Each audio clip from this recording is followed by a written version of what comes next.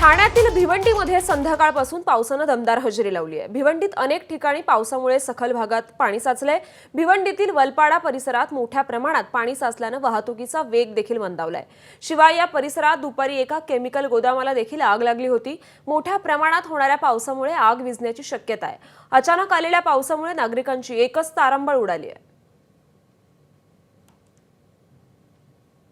हवामान खात्याने दर्शवल्याप्रमाणे आज सायंकाळपासूनच मुसळधार पावसाने हजेरी लावलेली आहे। गेल्या आठवड्याभरापासून उकाडा मोठ्या प्रमाणात होत होता आणि त्यामुळे आपण जर या ठिकाणी बघितलं तर मोठ्या प्रमाणात जो पावसाने हजेरी दमदार हजेरी म्हणावं लागेल, कारण या ठिकाणी मोठ्या प्रमाणात पावसाच्या ज्या सरी आहेत त्या कोसळत आहेत। त्यामुळे शहरातील अनेक भागामध्ये पावसाचे पाणी साचण्यास सुरुवात झालेली आहे। आपण ग्रामीण भागामध्ये उभे आहोत, वलपाडा या परिसरामध्ये, आणि रस्त्यावर बघू शकतो की मोठ्या प्रमाणात या ठिकाणी पाणी साचलेलं आहे। विशेषतः वाहतूक जी आहे ती या ठिकाणी मंदावलेली आहे आणि त्यामुळे आपण बघितलं तर अनेक गाड्या ज्या आहेत त्या मंद गतीनं या ठिकाणी सुरू आहेत।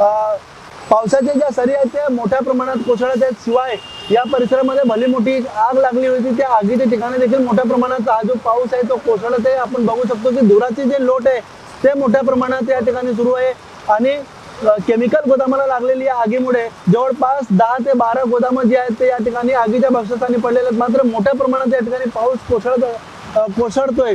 अशाच पद्धतीने जर पावसाची दमदार हजेरी जर सुरू राहिली तर शहरातील अनेक भागामध्ये पावसाचे पाणी साचण्यास सुरुवात झाली आहे। त्यामुळे मोठ्या प्रमाणात नागरिकांची तारांबळ देखील या ठिकाणी उडालेली आहे, कारण अनेक नागरिक जे आहेत ते कामावरून आता घरी जाण्याची त्यांची वेळ आहे आणि अचानक आलेल्या या पावसामुळे एकंदरीत नागरिकांची तारांबळ उडालेली आहे। अनिल वर्मा, एबीपी माझा, भिवंडी।